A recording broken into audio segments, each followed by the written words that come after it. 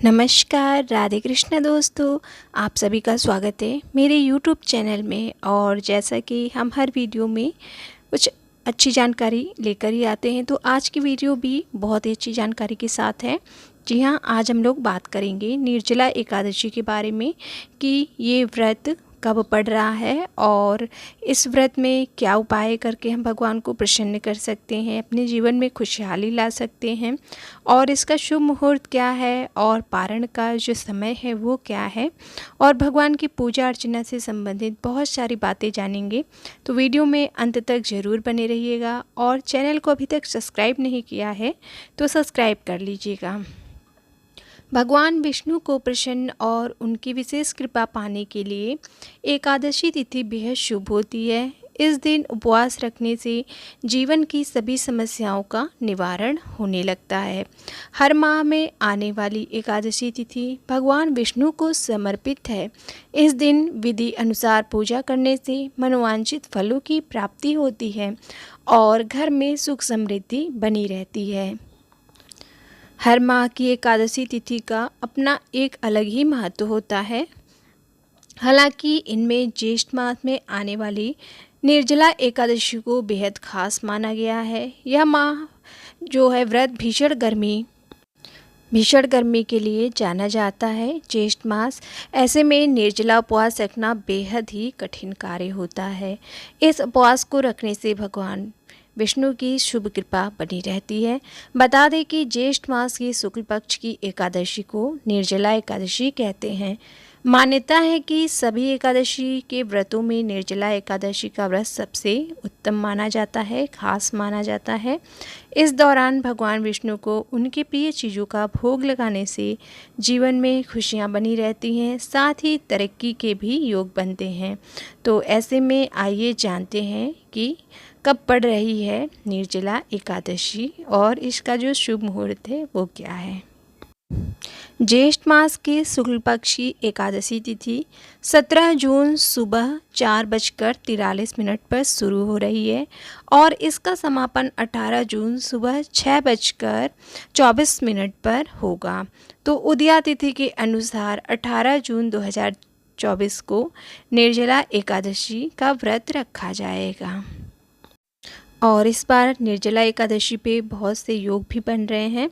तो इस साल निर्जला एकादशी पर 3 शुभ योग बन रहे हैं और ये एक ही साथ बन रहे हैं। इस वजह से यह तिथि बेहद शुभ होने वाली है। दरअसल इस दिन त्रिपुष्कर योग, शिव योग और स्वाति नक्षत्र का अद्भुत संयोग बन रहा है। त्रिपुष्कर योग 18 जून दोपहर 3:56 से 19 जून सुबह 5:24 तक रहेगा।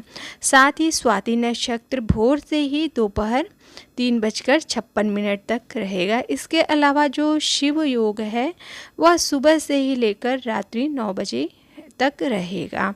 तो ये बहुत ही शुभ योग है। इसमें आप अपने शुभ जो कार्य हैं उसे संपन्न कर सकते हैं। और आइए अब जानते हैं कि पारण कब है निर्जला एकादशी का। तो निर्जला एकादशी का जो पारण है वो 19 जून को सुबह में है। इस दिन सर्वार सिद्धि योग है, रवि योग है और अमृत सिद्धि योग का निर्माण हो रहा है। ये तीनों शुभ योग 19 जून को शाम 5:23 से अगले दिन 20 जून को 5:24 तक रहेंगे। ऐसे में इस दिन पारण करने से अक्षय फलों की प्राप्ति होती है। तो आप 19 जून को व्रत का पारण करेंगे। और आइए अब जानते हैं कि भगवान विष्णु को क्या खास और प्रिय भोग लगाएं जिससे कि भगवान प्रसन्न हो। तो धार्मिक मान्यताओं के अनुसार विष्णु जी को पीले रंग की चीज़ें अत्यंत प्रिय हैं। ऐसे में निर्जला एकादशी पर आप उन्हें केले का और पके हुए आम का भोग जरूर लगाएं अथवा पीले रंग की मिठाई और मिश्री का भोग लगाना चाहिए। एकादशी तिथि पर भगवान विष्णु जी को पंचामृत का भोग जरूर लगाना चाहिए। इससे भगवान विष्णु के प्रिय भोग में शामिल किया जाता है। माना जाता है कि इसके भोग लगाने से घर में धन वैभव की कभी कोई कमी नहीं रहती है। और किसी भी उपवास में पंजीरी का खास महत्व होता है। यह भोग के रूप में बेहद शुभ होती है। तो आप निर्जला एकादशी पर भगवान विष्णु को पंजीरी का भोग जरूर लगाएं। यह उन्हें अत्यंत प्रिय है। इससे सभी अशुभ ग्रह जो है उनके बुरे प्रभाव से बचा जा सकता है। और इस दौरान आप भगवान विष्णु को मखाने की खीर का भी भोग लगाएं। माना जाता है कि भगवान विष्णु को मखाने की खीर बेहद प्रिय है। इसके भोग लगाने से उनकी असीम कृपा बनी रहती है। और आप जब कुछ भी भोग लगाएं तो उसमें तुलसी दल अवश्य ही डालकर लगाएं। और एकादशी के दिन तुलसी दल नहीं तोड़ा जाता है, तो आप एक दिन पहले ही तोड़ लें, या नीचे गिरे हुए पत्ते जो गमले में रहते हैं उन्हें धो करके आप इस्तेमाल कर सकते हैं। और आइए अब जानते हैं निर्जला एकादशी के उपाय। जीवन में सुख समृद्धि और खुशहाली के लिए निर्जला एकादशी के दिन विष्णु भगवान की विधिवत पूजा करें। सुबह जल्दी स्नान करें और उसके बाद पूजन करें। शुभ मुहूर्त में उन्हें चंदन का तिलक लगाएं। ओम अंग अनिरुद्धाय नमः का 108 बार जप करें। मान्यता है कि ऐसा करने से श्री हरि विष्णु अपने भक्तों को सुख सौभाग्य का आशीर्वाद देते हैं। और अगर आपको ये मंत्र नहीं आता तो आप ओम नमो भगवते वासुदेवाय नमः इस मंत्र का भी जाप कर सकते हैं। ओम विष्णवे नमः इस मंत्र का भी आप जाप कर सकते हैं। जो आपकी सामर्थ्य हो, सुविधा हो, आप कोई से भी मंत्र का जाप कर सकते हैं। और उस दिन विष्णु चालीसा जरूर पढ़ें, आरती करें विष्णु भगवान की, साथ ही माता लक्ष्मी की भी पूजा अवश्य करें। और ऐसा करने से भगवान प्रसन्न होते हैं, शुभ फल की प्राप्ति होती है। कुंडली के सभी दोषों से छुटकारा पाने के लिए निर्जला एकादशी के दिन पानी, शरबत, फल, पीले वस्त्र, तरबूज, आम और शक्कर इत्यादि का दान करना बेहद शुभ माना गया है। जैसा कि ज्येष्ठ मास में भीषण गर्मी पड़ती है, तो आप पेय पदार्थों का दान अवश्य करें। और अपने छत बालकनी पर भी पशु पक्षियों के लिए जल की व्यवस्था करें। और निर्जला एकादशी के दिन विष्णु भगवान को पंजीरी का भोग लगाना बेहद शुभ माना गया है। तो पंजीरी में तुलसी का पत्ता डाल करके भोग लगाने से जीवन में आ रही परेशानियों से छुटकारा मिलता है। तो आप ये उपाय कर सकते हैं।